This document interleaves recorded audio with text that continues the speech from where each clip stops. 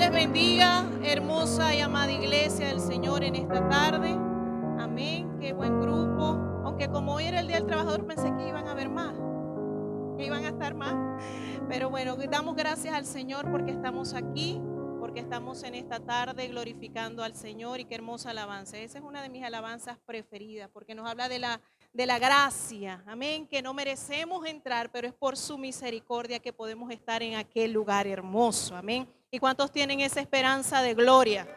Aleluya. Antes que se siente, quiero invitarle a leer una vez más la palabra de Dios en el libro de Filipenses, lo leímos al inicio. Carta a los Filipenses en el capítulo 1, dos versículos de la palabra de Dios, Filipenses 1, el verso 12 y el verso 13. Allí ya va a estar proyectado en las pantallas y leo en el nombre poderoso de Jesús. Quiero que sepáis, hermanos, que las cosas que me han sucedido han redundado más bien para el progreso del Evangelio. De tal manera que mis prisiones se han hecho patentes en Cristo, en todo el pretorio y a todos los demás. Vamos a leer una vez más, pero métase en la escena, métase allí en lo que dice el versículo. Dice, quiero que sepáis, hermanos, que las cosas que me han sucedido han redundado más bien para el progreso del Evangelio, de tal manera que mis prisiones se han hecho patentes en Cristo, en todo el pretorio y a todos los demás. Dando una alabanza al Dios del cielo, pueden sentarse en esta tarde y he titulado este mensaje desde la prisión, segunda parte. La semana pasada, ¿cuántos vinieron la semana pasada? A ver, la semana pasada estuve hablando desde la prisión y no le había puesto parte, pero sentí que habían cosas que había dejado inconclusas y yo dije, bueno, voy a hacer desde la prisión, pero la segunda parte. Aunque suena mejor a uno, a nuestro español decimos como que la cárcel, ¿no? Pero bueno, usted sabe que ahí dice la prisión en la palabra de Dios. Pero yo sé que muchos, quizás todos, hemos atravesado momentos de desánimo. ¿Cuántos han atravesado momentos de desánimo? ¿Cuántos han luchado contra la depresión? ¿Cuántos han luchado contra la infelicidad? Muchos, ¿verdad? De hecho, hoy día es como muy de moda y uno lee en las redes que la gente dice que, eh, que tus hijos, como que motivando que nuestros hijos que no sean perfectos, pero que sean felices. Y se enfoca mucho en la parte de que nosotros debemos buscar es nuestra propia felicidad y todas estas cosas es como una tendencia que hay hoy en día que la gente busca, ¿no? Como que todos deberíamos ser felices y yo creo que muchos, todos los que estamos aquí, al menos que sean muy pequeños, aunque los niños chiquitos recién nacidos también lloran de dolor, pero creo que todos nosotros hemos atravesado momentos de profunda tristeza, momentos de dolor, momentos de desánimo, momentos de decepción. Hay días en que a veces no encontramos sentido a nuestra vida. ¿Cuántos les ha pasado eso? Muchas personas se preguntan, ¿para qué nací? ¿Qué hago yo aquí? Mi vida consiste en levantarme, ir al trabajo, ir a ciertos lugares, regresar, dormir y no consigo sentido a mi vida. Amén. Muchos han atravesado esa situación y ese constante pensamiento a muchas personas las llevan a una profunda depresión. Y eso está muy de moda hoy el término de depresión, de ansiedad. Muchas personas sufren hoy día de todo eso y no sé qué tengo y no sé por qué pienso así. Y vienen pensamientos negativos a la vida de las personas que quieren incluso acabar con su vida porque no consiguen un sentido. Amén. Eso es muy normal en la vida de cualquier persona, y por supuesto de cualquier cristiano. Y ahí yo tengo un concepto y yo creo que yo lo he repetido en muchas ocasiones acá en la iglesia, y es que yo creo que los que servimos a Dios, los que hemos decidido ser cristianos, tienen que haber características diferentes. Y una de esas es que nosotros somos inteligentes y somos sabios. Si usted no se considera inteligente, sepa que el hecho de que usted haya venido incluso a la iglesia lo hace una persona inteligente. Dice la palabra de Dios aquí, el temor a Jehová es la sabiduría y el apartarse del mal es la inteligencia. Así que cuando usted teme a Dios y cuando usted se aparta del mal, usted es una persona sabia e inteligente. Pero también dentro de las características de cristiano, de como cristiano, también hay cosas que deben reflejarse en nosotros y es el gozo.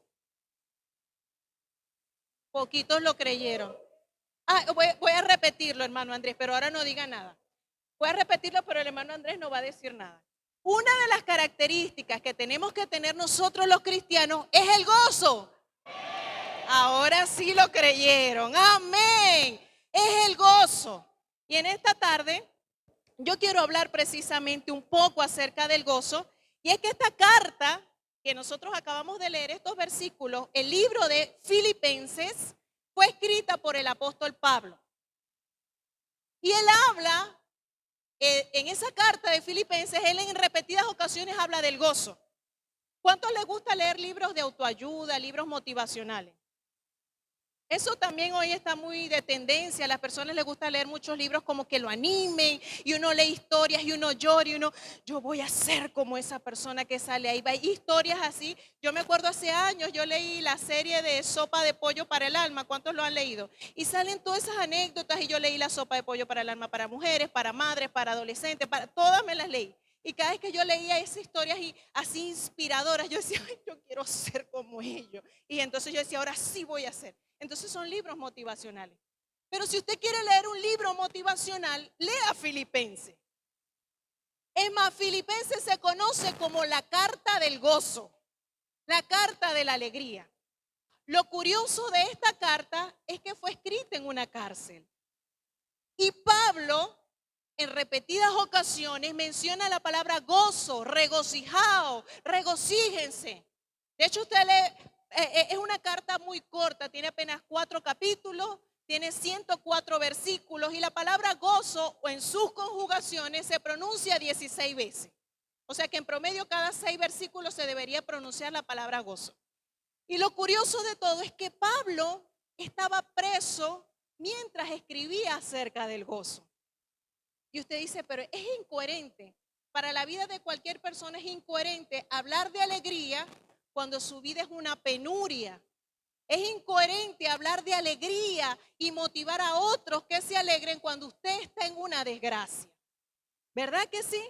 Pero Pablo, en este libro de los Filipenses, menciona en repetidas ocasiones la palabra gozo. Y Pablo durante su encarcelamiento, ¿se acuerdan de la semana pasada? ¿Cuántos se acuerdan? A ver, desde la prisión, primera parte.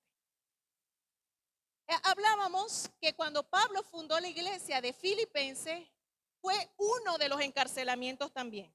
Y yo les describí un poco acerca de cómo era la cárcel donde estaba Pablo. Pablo estaba prácticamente inmovilizado. Estaba en un lugar húmedo, estaba en la cárcel del más adentro, por allá en un pozo profundo de la cárcel, amarrado de manos, amarrados de los pies. Y estaba allí, pero lo único que no le dejaron inmóvil fue la boca. Y él dice la Biblia, y yo se lo relataba, y usted lo puede leer en el libro de Hechos 16, él comenzó a alabar a Dios, eso produjo un terremoto, se soltaron, el que estaba allí, el guardia de la cárcel, creyó en el evangelio, su familia esa noche fueron bautizados, y a partir de allí se fundó la iglesia de Filipos, porque Pablo estaba preso en Filipos, amén. Entonces, creyó la vendedora de púrpura, creyó la divina que le sacaron el espíritu y creyeron el carcelero y su familia. Ellos fueron los primeros miembros de la cárcel de Filipo. Ahora Pablo nuevamente va a escribirle una carta a su iglesia amada que fundó desde una cárcel, pero nuevamente se lo escribe desde otra cárcel. Y según la historia, Pablo estaba preso en Roma, 2 años duró de estar preso, de estar en prisión, tenía una prisión domiciliaria, es decir, que estaba en su casa, y desde esa cárcel durante 2 años escribió 4 cartas. Escribió Filipenses, escribió el libro de Efesios, escribió Colosenses y escribió Filemón. Entonces, cuando usted lee la recopilación de todas esas cartas, siempre eran cartas motivacionales, pero una de las que más menciona el gozo es la carta de los Filipenses. ¿Cuántos le dan la gloria al Señor? Y ahorita les voy a relatar cómo era este tipo de encarcelamiento, pero primero quiero hablarles un poco de la perspectiva que tenía Pablo. Y vamos a enfocarnos primero en Filipenses 1, el versículo 12, que lo leímos al principio. Dice, quiero que sepáis, él les estaba escribiendo a la iglesia de Filipenses, él está en la cárcel, voy a mandar una carta, y se lo dice a los que él había convertido, había ganado. Dice: quiero que sepáis, hermanos, que las cosas que me han sucedido han redundado, es decir, han abundado, más bien para el progreso del evangelio. Mire la perspectiva de Pablo y vea la actitud de Pablo. Pablo estaba preso, estaba en una cárcel en su casa, pero estaba custodiado las 24 horas del día. Estaba encadenado con una persona allí al lado. 24 horas con alguien allí. Y él dice: miren, más bien esto que me está pasando ha sido provechoso para que el evangelio se siga expandiendo. La perspectiva de Pablo era que es bueno lo que me está pasando porque ha hecho que más personas crean en el Señor. Y normalmente nuestra naturaleza humana es que cuando estamos en un momento de desgracia, lo que hacemos es quejarnos. Nunca le conseguimos salida y decimos: ¿para qué Dios me metió en esto? ¿Por qué tengo que pasar esto? ¿Por qué me siento que estoy arruinado? ¿Por qué siento que me va mal? ¿Por qué nadie me quiere? Todos me odian. Mejor, no, eso es otra cosa. Pero empiezan a quejarse de las situaciones de la vida y nunca vemos el lado positivo. Pero la perspectiva de Pablo era: miren, hermanos, ustedes ven que esto que me está pasando más bien ha sido provechoso para el progreso del evangelio. Y es incoherente que una persona en una situación difícil pueda dar aliento a otro. Y usted y yo admiramos a Pablo. Y nosotros conseguimos ánimo, como le decía hace un momento, como cuando uno lee los libros de personas inspiradoras, uno cobra ánimo y uno dice: verdad, hay que ser así. Y uno lee a Pablo y uno dice: verdad, uno tiene que ser así. Pero Pablo no tenía quien leer. Pablo no tenía otro Pablo antes como para leer de palabras inspiradoras. ¿Verdad que no? Pero ¿sabe qué tenía Pablo? Tenía una relación con el Señor. Y cuando usted tiene una relación con el Señor, no importa en qué pozo esté metido, pero usted sabe que el Señor está haciendo un propósito eterno para su vida. Y Pablo tenía una relación con el Señor. Y Pablo dice: no importa, mire, esto que me está pasando es provechoso. Y yo no me lo imagino escribiendo así: esto que me está pasando, ay, es provechoso. No, él tuvo que tener una actitud de ánimo, de gozo, de alegría, con una persona amarrada al lado. ¿Sí? Y la palabra de Dios, a mí me gusta mucho buscar como el origen de las palabras, la etimología. Y la palabra progreso en este versículo que leímos en el versículo 12, la palabra progreso hace referencia etimológicamente en el griego a una persona o un grupo de leñadores que va delante de un ejército abriendo camino en un bosque impenetrable para que los soldados que trae atrás avancen. ¿Sí me entendieron la metáfora? La palabra progreso en su origen se refería a una persona que iba como quitando la maleza para que la gente que venía atrás pudiera ver el camino y seguir. Y Pablo en este versículo lo que está diciendo, dice: miren, yo estoy en un lugar donde más nadie iba a poder entrar. Y yo estoy aquí para progreso del evangelio. Yo voy abriendo el camino y para que los que vayan detrás de mí puedan transitar, puedan seguir y puedan ver que hay un camino. Eso era lo que veía Pablo a través de sus prisiones. Amén. ¿Cuántos le dan la gloria a Dios? Y Pablo les aseguraba a los filipenses que las circunstancias de estar encadenado han sido posibles para llevar el evangelio a donde nadie podía penetrar o donde nadie podía ir. En otras palabras dice: yo voy delante, yo voy cortando la maleza, yo voy abriendo camino. Ahora todos los demás pueden seguir por el camino que yo voy trazando. A eso se refería Pablo cuando hablaba en este versículo, en el versículo 12, que para el progreso del evangelio. Y él lo veía más bien como una oportunidad. Y eso nos recuerda a José el de Génesis. ¿Se acuerdan de José el de Génesis? Son viejos todos ustedes, porque eso pasó hace años. Pero José el de Génesis nos dice la palabra de Dios que él fue lanzado a una cisterna, que él fue vendido como esclavo, que él fue injuriado por la mujer de Potifar, que él fue otra vez puesto preso, que él fue, quién sabe cuántas humillaciones pasó. Pero al final, en Génesis 50:20 dice, vosotros cuando él se presenta ante sus hermanos y sus hermanos dicen, perdónanos, no queríamos hacerte esto. ¿Quién sabe qué tipos de perdón pedían sus hermanos? Pero José le responde y le dice, vosotros pensáis mal contra mí, mas Dios lo encaminó para bien, para hacer lo que vemos hoy, para mantener en vida a mucho pueblo. José vio más bien las cosas desde un enfoque diferente. Dice, ustedes creyeron que me estaban haciendo algo malo. Ustedes creyeron que me estaban condenando, que me iban a matar. Pero más bien Dios revertió esa situación para yo poder ayudar, para que se salvara el mundo entero, porque eso fue una hambruna general. Así que cada situación que nosotros pasamos, véala como una oportunidad. Cada situación negativa, cuando usted escuche que quizás alguien habla contra usted, que quizás alguien le reviró los ojos y usted en vez de ponerse a llorar, a juzgar, a criticar, véalo como una oportunidad. Véalo como una oportunidad. Usted no sabe lo que puede acontecer. Cada vez que usted tenga una situación de desdicha, me botaron del trabajo, hablaron contra mí, me está yendo mal. Véalo como una oportunidad de que el nombre del Señor sea exaltado. De que esa sea una oportunidad para que el Señor Jesucristo pueda verse reflejado en su vida. La gente espera que usted responda mal también. La gente espera que usted se queje. La gente espera que usted comience a lamentarse. Y usted llore con la situación. Ay, es que viene una guerra. ¿Cuántos sufrieron con el apagón? A ver. ¿Cuántos lloraron? Díganme la verdad. Y yo le decía a mi esposo, es que nosotros los venezolanos somos inmortales porque ella se iba por semanas y uno estaba feliz en la vida. Mire, pero yo vi gente hasta llorando. Pero ¿sabe qué nos dice la palabra del Señor? Porque algunos estaban lamentándose, Cristo viene, la guerra, todas esas cosas que sí van a pasar. Pero ¿sabe qué nos dice la Biblia? Que cuando estas cosas comiencen a acontecer, erguíos y levantad vuestras cabezas porque vuestra redención está cerca. Cuando usted vea momentos de calamidad, alégrese porque el Señor viene, porque usted ya pronto va a ser un redimido del Señor. No se lamente porque usted va a ser más del paquete. Usted va a ir fuera. Mire, y yo le contaba a alguien, no me acuerdo, yo le contaba a alguien, yo creo que el lunes a mí me vieron como que yo estaba un poquito, porque yo fui un chino porque se me había perdido el peine.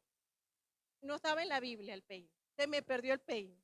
Ese es otro chiste, no se rieron, pero ese es otro chiste.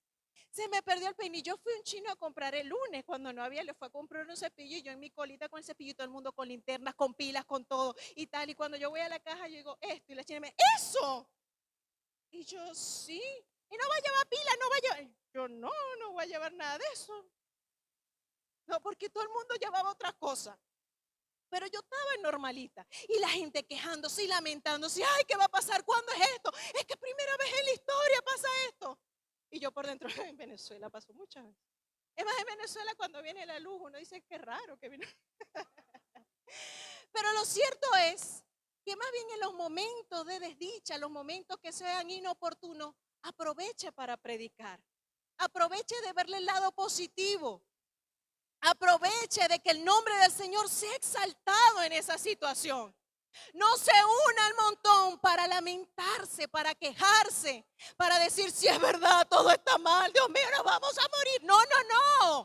Únase, pero sea diferente. Vea la circunstancia como un momento de glorificar a Dios. Diga tranquilo, pero es que si tú buscas al Señor, tú vas a ser salvo. Cree en el Señor Jesús y serás salvo tú y toda tu casa. No te preocupes, alégrate, no te lamentas, gózate. Tenemos vida. Pero uno ve siempre el lado negativo más a las cosas. Pero Pablo aprovechó el momento más bien para predicar en la cárcel. Ahora bien, vámonos al versículo 13, Filipenses 1:13. Dice, de tal manera que mis prisiones se han hecho patentes en Cristo en todo el pretorio y a todos los demás. Ahora sí le voy a explicar cómo fue el encarcelamiento de Pablo. porque eso es parte de la historia. Hay muchos libros de historiadores de la época que narran cómo fueron las situaciones y no necesariamente aparecen plasmados en la Biblia. Pero Pablo estaba encarcelado en Roma. 2 años de prisión domiciliaria. La prisión domiciliaria consistía en permanecer 24 horas atado o encadenado con un soldado romano. La guardia romana estaba compuesta por 10.000 soldados. Y dentro de lo que era el comentario de los historiadores, a él trataban de no repetirle un soldado atado porque creían que iban a crear vínculos de amistad y el soldado lo podía dejar ir porque él estaba preso desde su casa.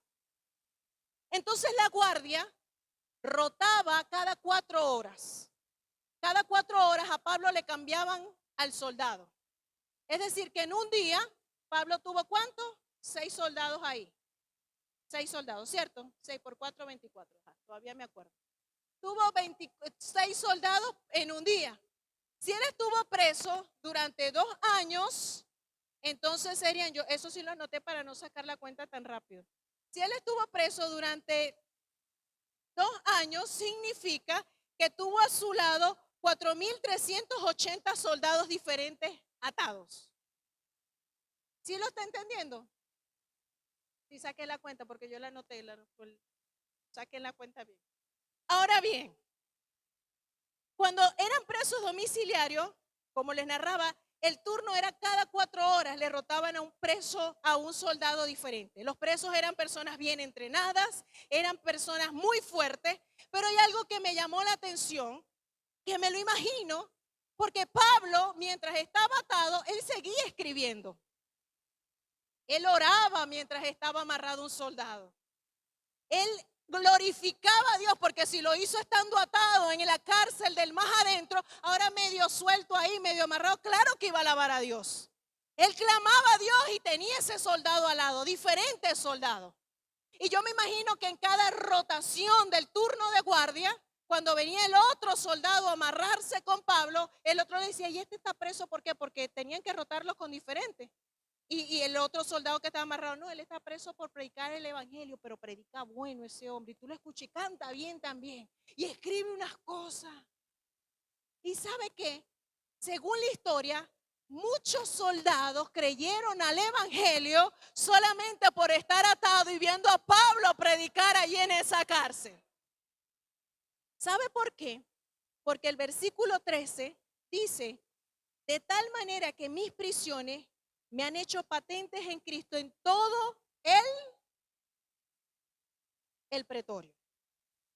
El pretorio era el cuartel general de la Guardia Romana y Pablo estaba preso en su casa.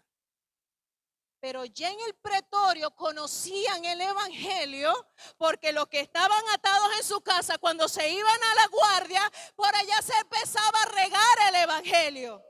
Y ahora todos los que estaban en el pretorio, en el comando general, habían oído hablar de un Jesucristo, porque aquel preso pasaba las 24 horas hablando de ese hombre. Eso era una oportunidad. Desde la cárcel, Pablo seguía predicando. Pablo seguía contento. Pablo seguía con gozo. Amén. Y allá en el pretorio muchos soldados habían creído. A tal punto que cuando usted lee la carta de los filipenses en el último capítulo, las salutaciones finales, Pablo le dice a los filipenses, os saludan todos los santos, los de la casa de César, especialmente a los de la casa de César. ¿Y sabe quién era la casa de César? Era la casa del emperador romano. Es decir, que ya dentro del círculo romano, del imperio romano, había muchos cristianos y le decían, Pablo, escondidito, Pablo, envíale saludo a los hermanos de Filipenses. Y Pablo dice, especialmente a los de la casa de César les envían saludo. Ese era el Pablo que habla la Biblia, que predicaba, que no desaprovechaba una oportunidad para seguir hablando de Jesús. Y eso lo hizo desde la cárcel. Imagínese tener la convicción y el impacto de usted predicar mientras está preso y que el mismo imperio se doblegue ante Jesús. Y cuando usted y yo estamos muchas veces en situaciones de dificultad, uno lo que hace es llorar. Y uno no levanta ni la cabeza para hablarle a alguien de Jesús. ¿Qué voy a estar predicando yo si no tengo ánimo? Estoy desanimado. ¿Qué voy a estar hablando yo? Y Pablo preso, y yo les aseguro que Pablo no predicaba, ¿creen en el Señor? No, él predicó con gozo.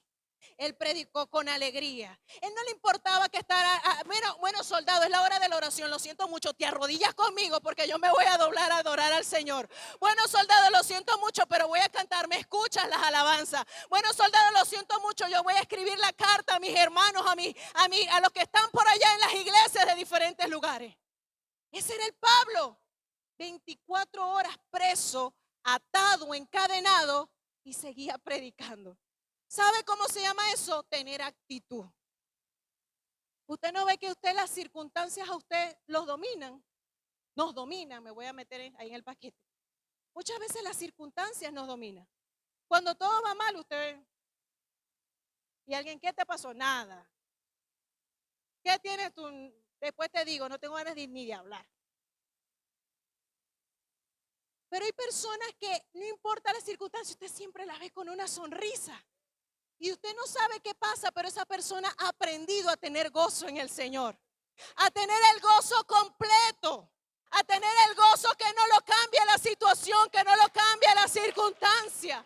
A tener gozo no importando lo que esté viviendo. Y eso nos lo enseña Pablo desde la prisión. Ojalá que las prisiones que nosotros atravesemos no nos quite el gozo. Ojalá que las prisiones que muchas veces tenemos no nos cierre la boca, sino que sean una oportunidad de seguir testificando a Jesucristo. Hay un testimonio de un amigo muy personal, es un pastor de allá de Venezuela. Muchos de aquí lo conocen, el hermano Joan Ruiz. En una oportunidad estaba... en la situación, estaba la crisis, estaba fuerte en Venezuela, se escaseaba el alimento, no había alimento, pero en Maracaibo, él era pastor en Maracaibo y nosotros estábamos también, mi esposo y yo estábamos viviendo en Maracaibo. Lo cierto fue que había una escasez muy grande de alimentos, pero en una ciudad relativamente cercana, en Barquisimeto, que queda como a 3-4 horas de Maracaibo, se rumoraba que sí habían alimentos. Y él viajó hasta esa ciudad a comprar, él tenía una camioneta, viajó a comprar alimentos en grandes cantidades, en bultos, para poder ayudar a las personas, a su familia, a los hermanos de la iglesia con alimentos. Lo cierto es que en ese viaje de ida y vuelta, en Venezuela entró una normativa que nadie podía transportar alimentos. O sea, él venía ya en camino, ya venía con sus paquetes y él le desconocía la ley para ese momento, y como allá en Venezuela sucedían cosas así locas de pronto, nueva ley, decreto, salió en Gaceta y uno quedaba, bueno, ya, salió en Gaceta una nueva reforma. Había salido en Gaceta que nadie podía transportar alimentos de un estado a otro. Ya cuando él venía en camino, llegando a Maracaibo, en el puente que es para atravesar ya la ciudad de Maracaibo, lo detiene la guardia y al ver que traía gran cantidad de alimentos, lo detuvieron y lo metieron preso. Duró 21 días preso y muchos incluso juzgaron su situación. El pastor Joan está preso. El pastor está preso. Lo cierto es que él nos testifica que cuando él llegó a la cárcel, en la cárcel se maneja una figura que se llama el PRAN. No sé si han escuchado lo que es el PRAN. El PRAN es como un líder dentro de la cárcel, ¿no? Él estuvo preso en Cabima. Estaba en otra ciudad, no era ni Maracaibo. Bueno, estaba preso. Cuando él llega a la cárcel, el PRAN como para amedrentarlo, como para un psicoterror, le comenzó a enseñar fotos, porque él dice, no, yo soy cristiano, pero claro, nunca había estado preso, él es relativamente de mi edad, o sea, muy jovencito. Entonces cuando llegó a la cárcel, escuché como no entiendo. Bueno, cuando él llegó a la cárcel, él estaba muy nervioso y en ese nerviosismo él dijo, no, yo soy cristiano, yo soy pastor. Y el PRAN dice, ah, tú eres pastor, ven acá, pastorcito. Y le comenzó a enseñar fotos de personas que habían sido asesinadas, que habían sido martirizadas dentro de la cárcel. Me dice, mira, ve, este era evangélico, este era evangélico, este era evangélico, personas que, porque los evangélicos dentro de la cárcel tenían como un beneficio, tenían como cierta protección, ¿no? Diferente. Y le comenzó a enseñar fotos como para para que le diera temor a ver si él de verdad era evangélico o no. Y era pastor. Y en la cárcel había otro pastor, o sea, un preso también que era pastor. Y el Pran, después que le enseñó todas esas fotos al pastor Joan, le dice al otro pastor, le dice, mira pastor, hoy tú no vas a predicar, va a predicar este. Y él testifica y dice, mire, ese es el mensaje con más tensión en mi vida. A mí se me olvidaron todos los versículos, a mí se me olvidó todo. Y el Pran le pasó la Biblia y dice, toma, tú vas a predicar esta noche. Y él dice que él se paró allí en la cárcel, el Pran mismo convocó a los presos, se pusieron ahí y dice Joan que cuando él comenzó a predicar con aquel nervio, con aquella tensión, de pronto sintió el respaldo de Dios y comenzó a predicar con libertad. Y cuando él volteó de pronto a donde estaba el Pran estaba llorando. Llorando.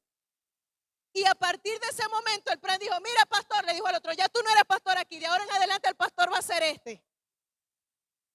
Y allí se estableció la iglesia dentro de la cárcel por medio de una circunstancia difícil. Mi esposo fue a visitarlo en una oportunidad, él duró solamente 21 días, pero una vez mi esposo fue a visitarlo y también mi esposo fue nervioso porque no habíamos entrado, él no había entrado a una cárcel y le dice que iba nervioso y por allá el Pran se asomó. Ese es pastor también, ese viene a visitar al pastor, porque los presos allá, los pranes tienen el control. Déjenlo pasar, que ese viene a visitar al pastor. Y cuando él entraron, ellos estaban, y mi esposo dice que estaban parados cerquitas porque había ese día de muchas visitas y el Pran buscó sillas de otro. Démenle silla acá, denle la silla a los pastores, que ellos tienen que hablar ahí. Siéntese, pastor. ¿Qué quiere, pastor? ¿Quiere pollo? ¿Quiere arroz? ¿Qué quiere? Y mi esposo, no, yo no sé. Y le decía el pastor Joan, pide, porque cuando él brinda tiene que pedir. Di que si quieres algo. Y mi esposo, bueno, sí, pollo, sí quiero pollo. Y viene el Pran, llamó por la celda a un guardia y que le dijo, ¡Torre! Mira, anda a comprarle un pollo a los pastores. Pero de esa tragedia hasta el día de hoy está establecida la Iglesia Pentecostal Unida en la cárcel de Cabimas. ¿Qué les quiero decir? Que las cárceles no son para acabar con tu vida. Las cárceles son para procesarnos. La cárcel es para que nosotros demos a conocer el poder de Dios. La cárcel es para que nuestro carácter sea transformado. Y ya voy a terminar, pero en Filipenses capítulo 4, el versículo 4, hay una expresión muy hermosa que dice, regocíjense en el Señor. Filipenses 4:4 dice, regocijaos en el Señor siempre. Otra vez digo, regocijaos. Y note que Pablo no les está diciendo, si ustedes quieren, gócense. Si ustedes quieren, se regocijen. Cuando ustedes tengan las situaciones buenas, regocíjense. Pablo prácticamente les está dando una orden y les dice, regocijaos. Regocijaos en el Señor siempre. Otra vez digo, regocijaos. El gozo, a diferencia de la alegría, el gozo es algo, es una certeza y una seguridad que usted no sabe ni puede explicarla. La alegría es dominada por las circunstancias. Usted a veces puede estar alegre, pero a veces puede estar triste. Si las situaciones van bien, usted va a estar contento. Pero si la situación va mal, usted quiere echar todo por la borda. Pero cuando hay el gozo del Señor, es algo que usted no puede entenderlo, porque el gozo no es un sentimiento, es una maravillosa seguridad y confianza que rebosa en nuestras vidas. Eso es el gozo. Y este tipo de alegría o este tipo de emoción o este tipo de gozo es ilógico porque usted no lo entiende. Pero eso nace cuando usted tiene una relación con el Señor. Que usted puede ver que el mundo se le está cayendo y usted todavía puede sonreír. Que usted puede ver que todas las cosas están saliendo mal, pero usted todavía es capaz de dar una palabra de aliento a otro. Eso es tener gozo. Y ese es el gozo que Pablo habla en la palabra de Dios. Ese es el gozo que no se acaba. Y dice el libro de Nehemías, porque el gozo del Señor es mi fortaleza. Es decir que cuando usted está desanimado, en su vida no hay gozo. Porque cuando usted tiene gozo, es la fortaleza, es lo que lo levanta, es lo que lo impulsa, es lo que lo hace abrir la boca, es lo que lo hace alabar, es lo que lo hace cantar, es lo que lo hace glorificar, es lo que lo hace seguir orando, es lo que lo hace seguir caminando en el Señor. Ese es el gozo que el Señor quiere que nosotros tengamos. Y Pablo nos los enseña desde la prisión. Si hay alguien capaz de hablar de gozo en una situación difícil, es Pablo. Y Pablo nos los dice: regocijaos en el Señor siempre. Otra vez digo, regocijaos. ¿Y cómo puedo poner en práctica ese mandato de gozarse? Primero, tome la decisión día a día y pase lo que pase. ¿Sí lo entendió? Tome la decisión día a día y pase lo que pase. Usted y yo somos el resultado de nuestras decisiones. Lo que usted es hoy día es porque usted así lo quiso. Lo que usted, su carácter es hoy día, es porque usted así lo quiere.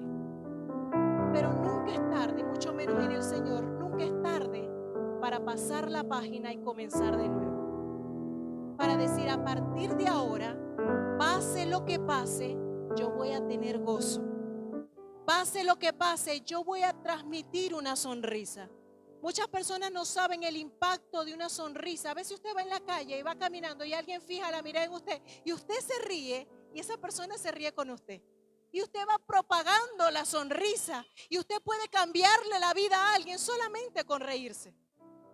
Ahorita cuando veníamos a la iglesia, mi esposo y yo veníamos caminando temprano, veníamos caminando y venían dos chicas de frente y las muchachas se quedaron viendo y mi esposo le dijo: Dios le bendiga, ¿cómo está? Y yo: Dios le bendiga. Y seguimos caminando y las muchachas se sonrieron.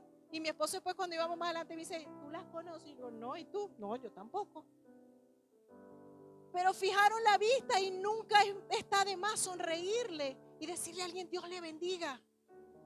Aprenda a abrazar a las personas.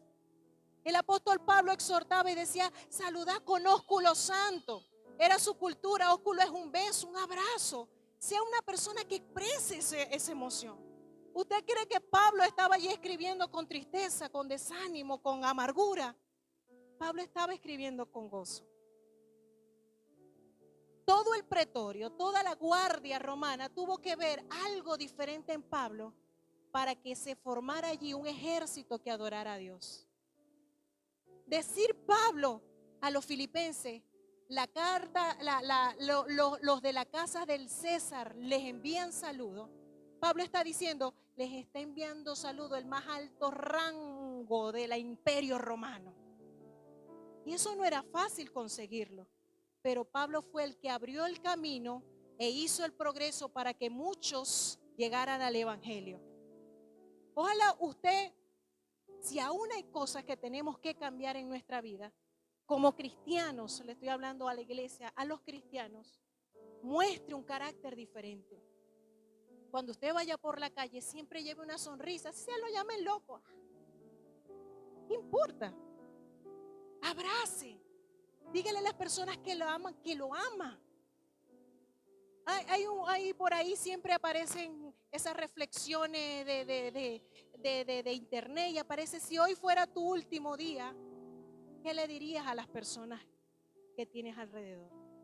Y perdemos tanto el tiempo en discordias, perdemos tanto el tiempo en desánimos, perdemos tanto el tiempo en cosas que no tienen sentido, cuando tenemos una esperanza hermosa en el reino de los cielos.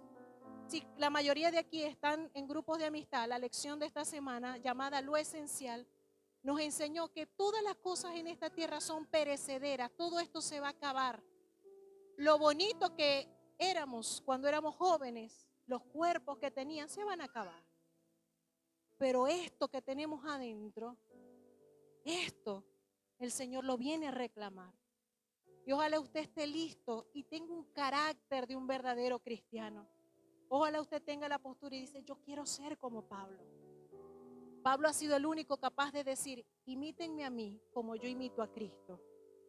Quizás muchos de nosotros no es capaz de decirlo, porque quizás se vería como un acto de altivez, u otras personas dicen: eso, si todavía le falta cambiar mucho.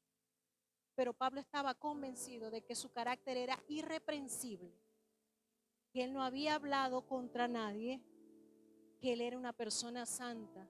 Y se atrevió a decir: sed imitadores de mí como yo de Cristo. Ojalá el gozo del Señor realmente sea la fortaleza de su vida. Y el otro consejo es: cuente sus bendiciones, recuérdelas, enumérelas, recuerde todo lo bueno que hay en su vida. Yo muchas veces he hecho un ejercicio cuando a veces daba clases, ponía una hoja blanca y ponía un punto negro y les decía: ¿qué ven allí? Y la gente decía: un punto negro. Nadie dice: ve una hoja blanca. Nosotros estamos acostumbrados siempre a ver lo malo, que a veces es menos que lo muy bueno que podamos tener. Comience a recordar todo lo que Dios ha hecho en su vida. Comience a agradecer por su salud, porque usted camina, porque usted respira, porque usted siente, porque usted huele. ¿Cuántas veces usted le ha dado gracias a Dios por sus sentidos, por sus 5 sentidos? Yo he contado una anécdota y no la voy a contar ahorita, pero a veces hasta por escupir tenemos que dar gracias. Por tocar, por tener a gente a nuestro alrededor que nos ama y que muchas veces perdemos el tiempo y no los valoramos. Por diferencias tontas. Pero ¿sabe qué? Iglesia del Señor, necesitamos reiniciarnos y que en nuestra vida haya el gozo del Señor. Quiero finalizar y quiero que se ponga de pie y quiero compartir este versículo con ustedes en el libro de Malaquías 3:16. Escúchenlo muy bien. Dice: entonces los que temían a Jehová hablaron cada uno a su compañero, y Jehová escuchó y oyó, y fue escrito el libro de memoria delante de él para los que temen a Jehová y para los que piensan en su nombre. Y un trozo del versículo 17 dice: y serán para mí especial tesoro. Se lo voy a parafrasear. Dice la palabra de Dios que los que temían a Jehová y los que temen su nombre hablaban con los demás de las cosas de Dios. Y el Señor oyó y el Señor vio que los que temen a Jehová hablaban entre ellos de las cosas de Dios. Y Dios dice: y yo los voy a considerar como mi especial tesoro. ¿Sí lo entiende? Usted tiene que testificar lo bueno que Dios hace. Usted tiene que glorificar a Dios con sus palabras. Por eso Pablo también decía: háblense entre vosotros con himnos, con cánticos, con salmos. Hable cosas que edifican con otras personas. No hable cosas que destruyan. No vea el punto negro en medio de la hoja blanca. Vea lo blanco que Dios hace en la vida suya.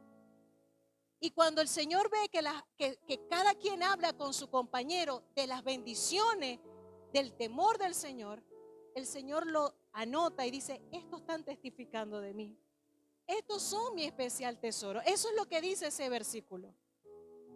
Y a veces nos sentamos con nuestros hermanos y lo menos que hacemos es hablar las grandezas del Señor. Lo menos que usted a veces le dice a otro: estoy gozoso en el Señor. Sino dice: ¿tú sabes lo que pasó? Cuéntame. No te sabes la última. No. Pero ojalá usted comience a hablar es de las maravillas del Señor. Y que su actitud siempre sea una actitud de gozo. Usted no sabe lo bendecido que es la vida suya. Antes yo pensaba y yo decía: yo no sé qué puedo testificar yo, porque yo creí en el Señor cuando tenía 15 años. Yo nunca tomé, nunca fumé, nunca fui a fiesta, nunca me maquillé, nunca nada. Yo no sé qué testifico, qué puedo testificar. Eso era lo que yo pensaba. Pero un día el Señor me trajo un pensamiento y dice: no es lo que tú eras lo que podías hacer si no me hubieses conocido. Yo no sé qué sería de mi vida si hoy yo no sirviera al Señor. Usted no sabe qué sería de su vida si hoy usted no estuviera en este lugar. Y eso es un motivo de gozo. ¿Cuántos están agradecidos? ¿Y cuántos decidimos tener una vida de gozo? ¿Cuántos decidimos cambiar nuestro lamento en gozo? ¿Cuántos decidimos decirle: Señor, a partir de hoy ninguna adversidad me va a hacer cambiar el gozo? sino que yo voy a mostrar siempre tus maravillas, sino que yo siempre voy a reflejar que tú eres un Dios supremo, soberano, y que no hay temor que me pueda conmover. Dios quiere cristianos con caracteres firmes, convencidos del Dios en quien hemos creído. Y ojalá esta iglesia cada día seamos como esa luz de la aurora que vaya de aumento en aumento hasta que el día sea perfecto. Que dejemos de gastar el tiempo de ser solamente calientabancas, sino que usted sea un portador de las grandezas del Señor. Yo quiero invitar a alguien a este lugar y que pueda decir: yo voy a cambiar mi vida y yo de ahora en adelante quiero tener una vida de gozo.